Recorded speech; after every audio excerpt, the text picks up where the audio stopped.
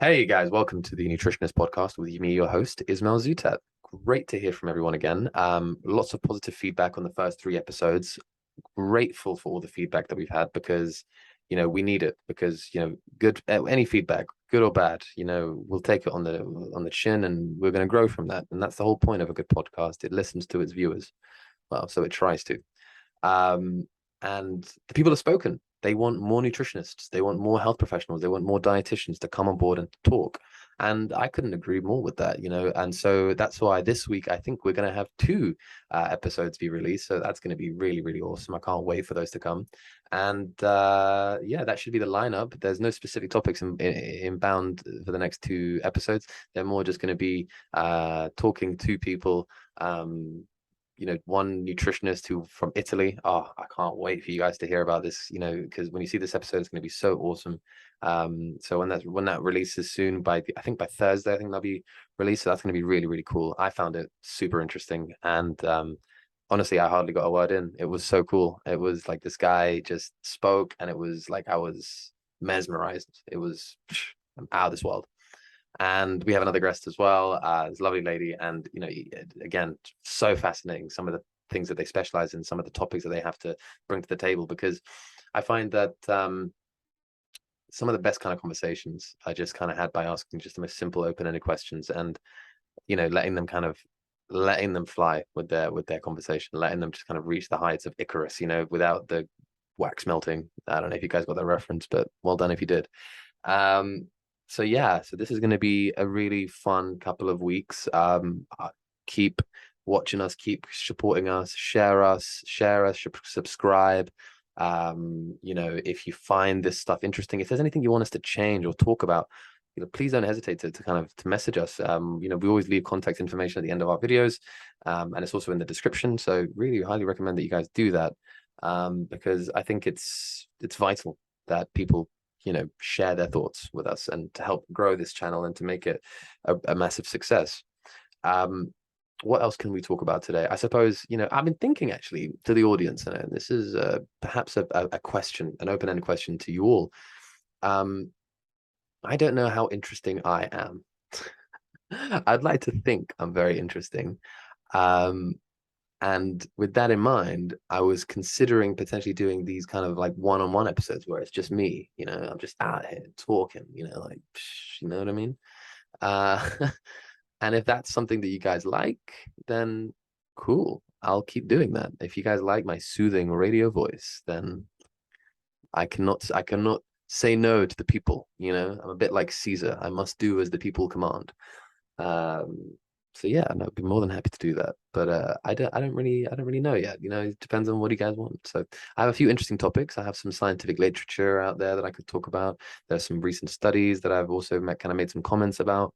I'll give you an example. Like I recently wrote this a kind of big article about this study that coming out that had come out quite recently, and it was in reference to the early onset of cancer in people under 50, right? And the risks, I mean, like the increasing risks through a cohort effect, where essentially it was like a generational thing where each generation, successive generation, had a higher risk of developing cancer before the age of 50 than their peers born a decade prior.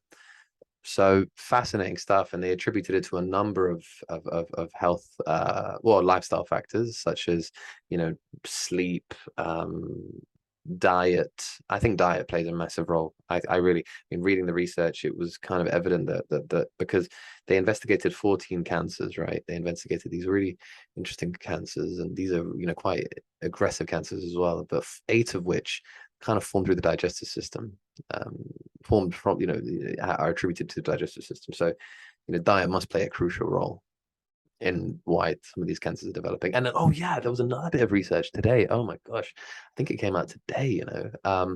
Researchers at the Francis Crick Institute found that genetic mutations aren't always the trigger for cancer development, right? That's what we always thought. We always thought but actually researchers found that actually that inflammatory markers, IL-1 in particular, for lung cancer, and how basically inhalation of like particulate matter from like air pollution, and how if you inhale that, it's not that the little particles cause DNA damage necessarily all the time. It's actually that they kind of trigger an immune response, or trigger a response because IL-1 is suddenly, or it's an inflammatory response. And that causes essentially activation of these cancerous cells that are in your body. They're always there, they're just not activated. And suddenly out of nowhere, they just kind of like, they just wake up, you know? I don't know why I made that noise. I don't know. I kind of feel a bit embarrassed now, but it's okay. We'll move on.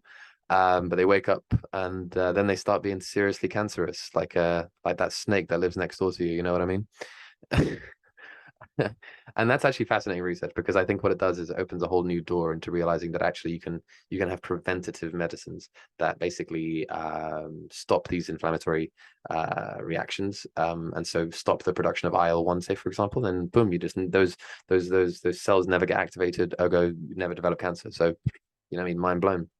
But genetic mutation obviously still plays a massive role in it, but it's not always the main like driver. So actually the thing that causes the tipping point can be just an inflammatory response, and that can be enough to kind of trigger the cell that was already kind of like on the verge of being cancerous, but it was like, I'm definitely cancerous now. And that's actually, you know, it makes a lot of sense if you think about it, because pro-inflammatory markers tend to double down on kind of like proliferation, and you know, they kind of inhibit certain cell pathways, activate others. Some of them are kind of tumor growth factors and whatnot, if I'm correct. I don't know. I'm trying to remember my cell biology from years ago, but it does kind of make sense, right? You're putting the pieces together and you're thinking, actually, yeah, of course it does. You know, this is how we always associated chronic inflammation with cancer onset, right? Because chronic inflammation is a direct link to the incidence of cancer development. So you know, it's not necessarily groundbreaking research, but it bridges a gap. You know, it makes us realize that actually we have a big, way better understanding now than we ever thought we would have. And so yeah, there you go. Mazel tov to everyone who discovered that. And you know, it kind of just goes to show. I mean, we can talk about these sorts of things on this podcast if you guys want to. So let you guys know if you're into that, and we will get something going. So I want to end this episode here, just to say, I'm going to finish off by saying good afternoon, good evening, and good night. And also that I love you all, you know? No, that's a bit too far. Let's go for, we will see you next week. That sounds like Frosty's guy. Let's think of a better one. How about ciao? That works with me. Okay, ciao.